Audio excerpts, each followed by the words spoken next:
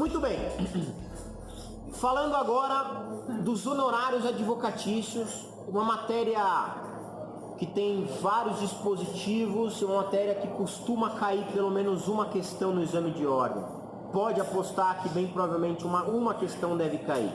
A dificuldade dos honorários é que eles não é uma matéria tão curta, não é uma matéria tão simples. Então talvez, estrategicamente, se você tem pouca coisa, tem pouco tempo para estudar, talvez não seja o melhor tema para você pegar, porque você vai ter que entender uma diretriz, uma lógica que rege os honorários advocatícios.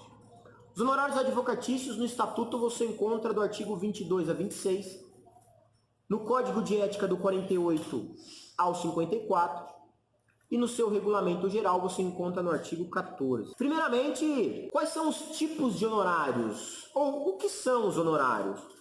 Os honorários são a forma de recebimento, de retribuição pelo trabalho prestado do advogado. O advogado recebe pelo seu trabalho através dos chamados honorários. Estes honorários podem ser de 4 formas. Os honorários convencionados ou convencionais, os honorários arbitrados, os honorários de sucumbência e os honorários assistenciais. Os honorários convencionados, também chamados de honorários contratuais, é aquele que o advogado pactua com o seu cliente antes de exercer a sua atividade. O seu cliente chegou até você com uma demanda, com um problema, você sentou com ele, entendeu o problema e disse: fulano, para te defender, isso vai custar tanto, isso vai sair tanto, e lá você combina com ele se vai pagar à vista, se isso vai ser dado a partir do final do processo, se você vai pegar um percentual daquilo que eventualmente vocês ganharem, ou se não ganhar, ele vai ter que te pagar ao final do processo mesmo que perca,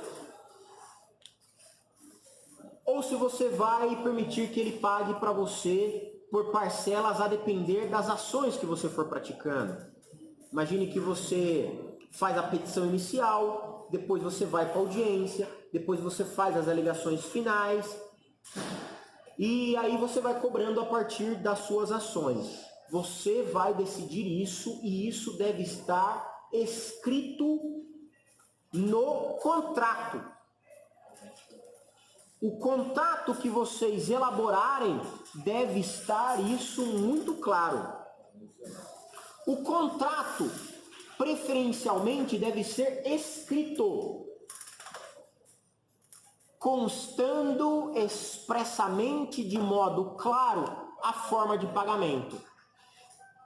Professor Rafael, precisa ser escrito? Não. Significa que você pode defender alguém por um contrato verbal. Só que, se essa pessoa não te pagar, você vai ter uma dificuldade para receber. Inclusive, é uma das maneiras de que esse honorário se transforme nos honorários arbitrados, que é a segunda forma de honorários. O que é os honorários arbitrados? Arbitrados pelo juiz. Vai ficar uma discussão entre você e seu cliente o valor devido, você pede isso para o juiz ao final vai arbitrar esse valor através de uma decisão judicial.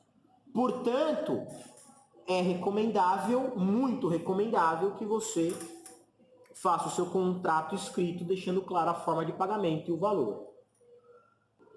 O artigo 22, ele fala que a prestação do serviço profissional deve ser retribuído por meio dos honorários. O artigo 22 é a base da fundamentação dos honorários. O parágrafo 3º, ele vai falar que se não houver estipulação da forma de pagamento, imagine que você contratou 20 mil reais com o seu cliente para pagamento. Se você não estipulou a forma de pagamento, o parágrafo 3º ele vai dizer ele vai dar a regra do 1/3. 1/3 no início do serviço, 1/3 pela decisão de primeira instância e 1/3 após a decisão final. Então, se vocês não combinaram a forma de recebimento desse valor, o parágrafo 3º vai reger que o seu cliente tem que pagar 1/3 para começar, 1/3 após a decisão de primeira instância e 1/3 após o final do processo. Quando você fizer esse contrato escrito e se ele estiver claro, o parágrafo 4º vai dizer que você pode juntá-lo. Parágrafo 4º do 22, você pode juntá-lo nos autos do processo antes de o juiz expedir o mandado a ordem de levantamento dos valores. Se você juntou esse contrato antes dessa ordem, o juiz vai poder pagar diretamente os honorários advocatícios contratuais para você diretamente. O parágrafo 2º do 22, ele vai dizer justamente o que eu acabei de mencionar. Quando você não teve um contrato escrito ou quando houver divergência entre você e seu cliente, ou eventualmente tiveram uma divergência entre o honorário seu com o outro advogado, imagine que você tenha feito um subestabelecimento e aí não esteja claro daquele ganho quanto que você e ele devem receber. O juiz vai fixar os honorários por arbitramento judicial. É o caso do parágrafo 2º. Também os honorários serão arbitrados no caso do parágrafo 1º, quando você realizar a defesa de pessoa juridicamente necessitada. Imagine que você tenha sido nomeado pelo juiz para fazer a defesa de alguém juridicamente necessitado, sem recursos, e não tenha a defensoria pública nenhum órgão estatal para fazer a defesa da pessoa naquela localidade, naquele momento. Você, enquanto advogado, vai fazer a defesa e depois os honorários serão arbitrados pelo juiz. Veja, senhores, não falei do honorário sucumbencial até agora, ok? Falei apenas do contratual e do arbitrado judicialmente. O parágrafo 6º e 7º do 22 é uma aposta de que caia, porque ele traz uma nova espécie de honorários, os chamados honorários assistenciais, que são fruto de uma lei de 2018, portanto, do ano passado. Os honorários assistenciais são aqueles fixados em ações coletivas propostas por entidade de classe. Portanto, os honorários assistenciais são aqueles fixados em ações coletivas propostas por entidades de classe. É o que fala o parágrafo 6º e 7º do 22. Vale a pena a leitura. Senhores, qual que é a importância de você realizar um contrato escrito muito claro de honorários contratuais? O contrato escrito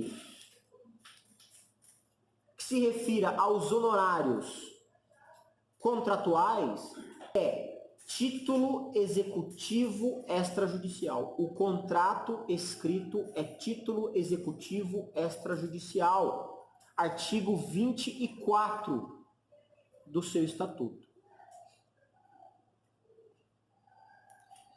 E constituem, senhores, privilégio em falência, concordata, concurso de credores, insolvência civil e liquidação extrajudicial. Percebam que o contrato escrito de um advogado, por exemplo, de uma empresa que está falindo, e os honorários de 100 mil reais, se esse contrato é escrito, é título executivo extrajudicial, você vai direto na fase de execução e tem privilégio sobre falências e vários outros institutos nesse sentido. Quer dizer, você é um dos primeiros a receber. O parágrafo 4º do artigo 24, ele vai falar que esse acordo, esse contrato realizado entre cliente e advogado deve ser pago, ainda que o cliente tenha feito acordo para extinguir o processo.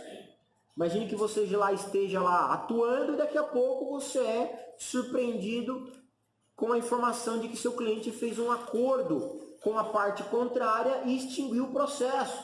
Você vai receber por aquele valor? Vai receber por aquele valor. Isso não prejudica os honorários. É o que fala o parágrafo 3º. Salvo a quiescência sua, obviamente. Muito bem. Finalizando o estatuto com relação aos honorários, para irmos para o Código de Ética.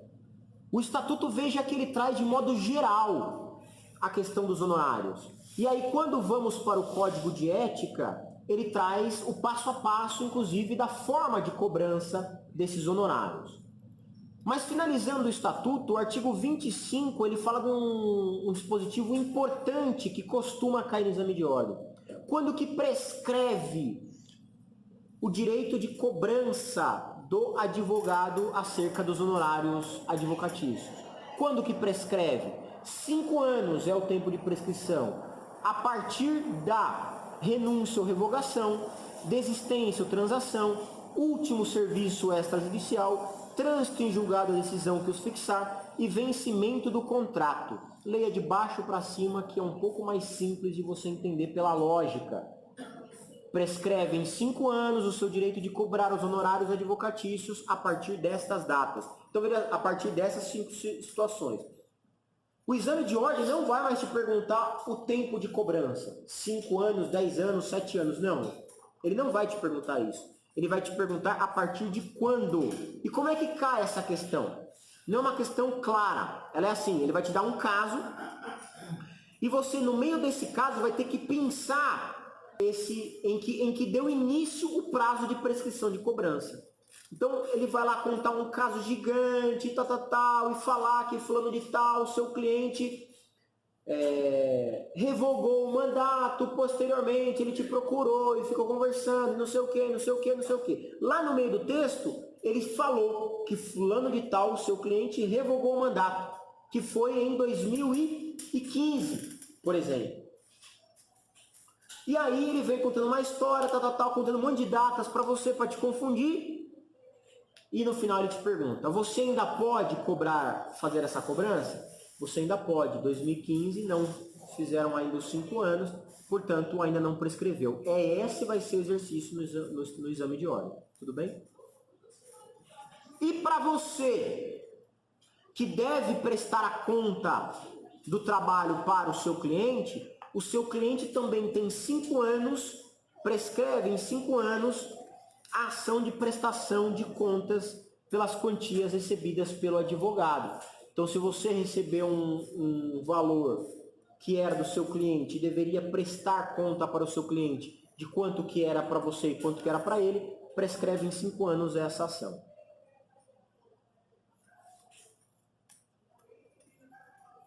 Esse é o nosso querido estatuto. Vamos para o Código de Ética.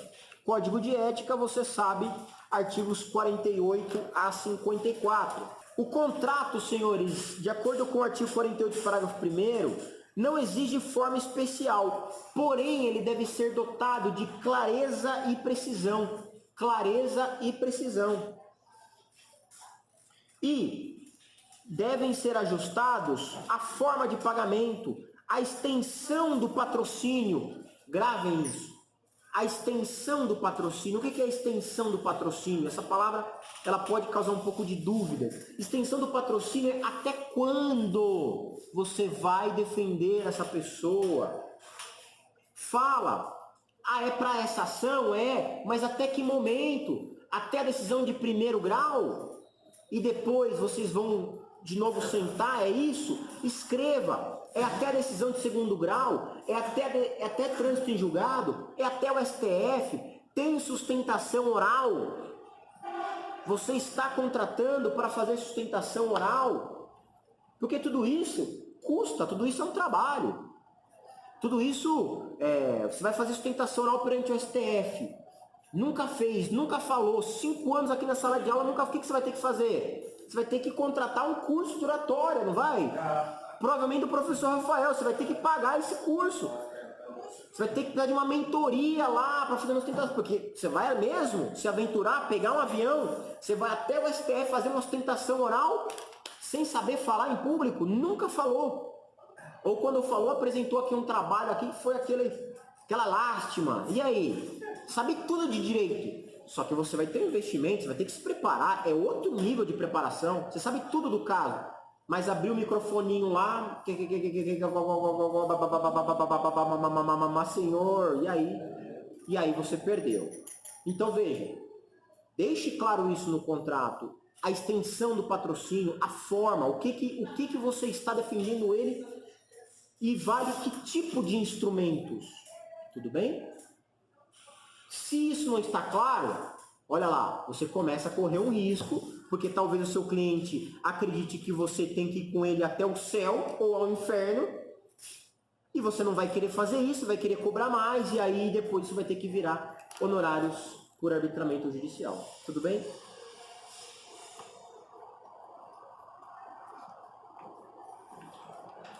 Parágrafo 2º do 48, muito importante. Compensação de créditos. É possível fazer compensação de créditos? Imagine que o seu cliente esteja lhe devendo o valor dos honorários. Você pode apenas compensar o crédito com base na causa que foi vencida? Pode, desde que o contrato autorize de forma expressa isso. Se o contrato não estiver autorizando isso de forma expressa, a compensação de crédito, você não pode compensar o crédito, hein?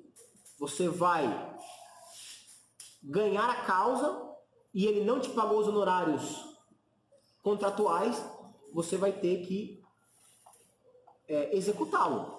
Você não vai poder pegar parte desse valor.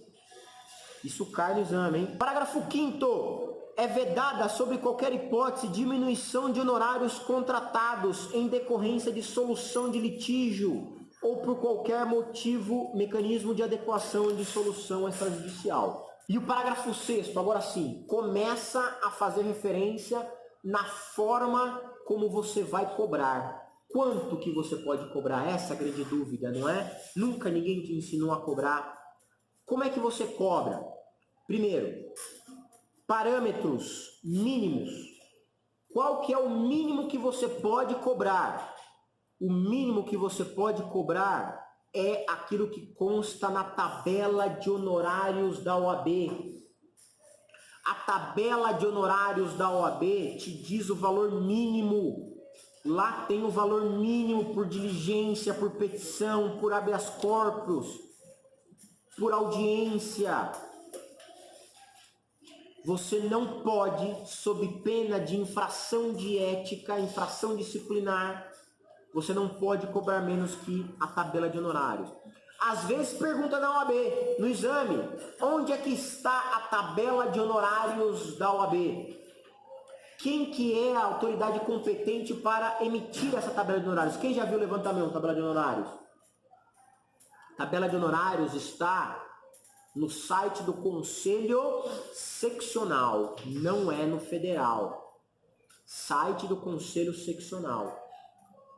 Lá no Conselho Seccional de São Paulo, você vai ver a tabela de honorários. Por quê? Cada Conselho Seccional de cada estado, de cada unidade da federação, vai elaborar a sua tabela de honorários, porque o preço do advogado de São Paulo, com certeza, não é o mesmo de advogados de outros lugares do país, porque o custo, por exemplo, da vida aqui em São Paulo costuma ser mais caro que na maior parte das unidades da federação, entende? Então você tem que praticar a tabela de honorários na qual você estiver inscrito. Isso pergunta às vezes, porque vem as pegadinhas do tipo tabela de honorários do Conselho Federal. Não existe. É Conselho Seccional que emite isso. E veja, senhores, você não pode cobrar honorários de modo a caracterizar aviltamento. Você não pode cobrar honorários aviltantes. O que são honorários aviltantes? Aquele acima ou muito abaixo do valor. Honorários aviltantes, olha o nome. Aviltantes, ele é abaixo. Cuidado com esse nome, porque dá a entender que é acima, né? Aviltantes, né? Honorários aviltantes é aquele que você cobra tão baixo, mas tão baixo, que você faz uma concorrência desleal. Então, alguém cobrou de você R$ 300 para fazer um habeas corpus, imaginando. E você falou, quanto que o advogado lá te cobrou? Não, meu irmão, vem cá que eu te R$ 30 depois da minha conta agora que eu faço o habeas corpus para você, que é rapidinho isso. Honorários aviltantes, isso é infração de ética. Pode ser denunciado? Oi? Poderá ser denunciado? Com certeza, obviamente. Vamos chegar hoje, vamos falar, pode ser denunciado, pode ter uma representação perante a subseção, perante o conselho seccional ou perante o tribunal de ética. Isso está no capítulo do processo disciplinar. É uma infração disciplinar. Artigo 49. Qual que é a regra para a cobrança dos honorários? Regra para a cobrança dos honorários. Você já sabe que tem que observar a tabela mínima. Qual que é a segunda regra? A segunda regra é moderação na cobrança. A segunda regra é moderação na cobrança. É o que fala o artigo 49. Moderação na cobrança. Mas o que difere um advogado recém-formado de um advogado milionário? Olha lá os incisos. Relevância, vulto e complexidade da dificuldade das questões versadas, trabalho e tempo empregado, possibilidade de ficar o advogado impedido, valor da causa, a cara da intervenção, competência profissional, lugar da prestação de serviço. Então vejam que os critérios são subjetivos e você, caso a caso, vai poder cobrar o valor que você quiser, desde que não seja abaixo. Então a sua pergunta, pode ser acima? Pode ser acima. Pode ser muito acima? Olha, o máximo que vai acontecer é o cliente não querer fechar com você, porque entende que você não tem toda a qualificação ou que o processo não demande tanta complexidade quanto você cobra. Mas, se você provar para o seu cliente que esse é um trabalho diferenciado e você tem lá o pulo do gato com uma tese diferenciada, e pode acontecer, você pode cobrar. E isso não é infração de ética. Infração de ética é abaixo. Deu para entender? O artigo 50 do Código de Ética, ele fala da cota litis. A cota litis, que é uma cláusula que você pode constar no contrato, é aquela que está relacionada com a vitória na demanda. Veja, você pode chegar ao seu cliente no seu escritório e falar assim, olha, eu vou vencer, então eu vencendo vou te cobrar tanto. Você não pode fazer isso. Você não oferece o seu serviço pela vitória, você oferece o seu serviço bem prestado e é isso que ele te paga. Mas você pode condicionar o pagamento dos honorários contratuais na chamada cláusula cota litis, que olha, você me paga R$ 10.000, mas se vencermos, e eu acredito que venceremos, você vai me pagar 15%, 10% desse valor que você venceu. Tudo bem? Tudo bem. Isso se chama cláusula cota litis, artigo 50. O que fala a cláusula cota litis? Que você não pode receber nessa cláusula cota litis mais do que o seu cliente. Então você não pode colocar a cláusula cota litis dizendo que se vencer, ele tem que você vai ficar com 60% da causa. Não pode, tem que ser menos que o cliente vai receber. Então se entende aí que até 49% é possível. Honorários sucumbenciais. Honorários sucumbenciais. Os honorários sucumbenciais, senhores, são aqueles fixados por decisão judicial. São aqueles fixados por decisão judicial. Artigo 14. O artigo 14 do seu regulamento geral, ele traz um dispositivo relevante no que se refere aos honorários fixados por decisão judicial. Ele fala que os honorários de sucumbência, os honorários sucumbenciais, por decorrerem principalmente do exercício da advocacia e só acidentalmente na relação de emprego, não integram o salário nem remuneração. Isso é relevante, senhores, para o advogado que trabalha para alguma empresa. Os honorários sucumbenciais fixados, portanto, pelo juiz na vitória de uma causa, ainda que da empresa que você advogue, os honorários sucumbenciais pertencem ao advogado. Não pode ser retido pela empresa. Tudo bem? Isso tem natureza alimentar do advogado. Natureza alimentar do advogado. Só que vem pro advogado, se tiver mais que um advogado, isso será feito, esses honorários sucumbenciais vão integrar um fundo comum entre todos os advogados da empresa e profissionais que executam o trabalho ali. Quando que se deve honorários sucumbenciais? Quando você ganha a causa. A parte contrária deve pagar ao advogado, contrário, obviamente, os honorários sucumbenciais. Olha só, você tem de um lado cliente e advogado, lado A. Lado B, você tem cliente e advogado. Se o A perdeu, o cliente, a parte A, deve pagar ao advogado B os honorários sucumbenciais. Deu para entender? Isso são honorários sucumbenciais. Quem deve os honorários sucumbenciais não é o advogado que perde, não, tá? É a parte que paga. Por isso que isso você tem que deixar claro quando você conversar com o seu cliente. Que inclusive se perder, tem que pagar os honorários sucumbenciais a ele. Para encerrar honorários, o artigo 53, ele fala sobre as formas em que você pode cobrar os honorários. Voltando a falar dos honorários contratuais. Na verdade, 52 e 53. Ele fala: não é permitido o saque de duplicata, nem qualquer título de crédito de natureza mercantil para cobrar. Você pode emitir apenas uma fatura você pode emitir, porém, essa fatura não pode ser levada a protesto.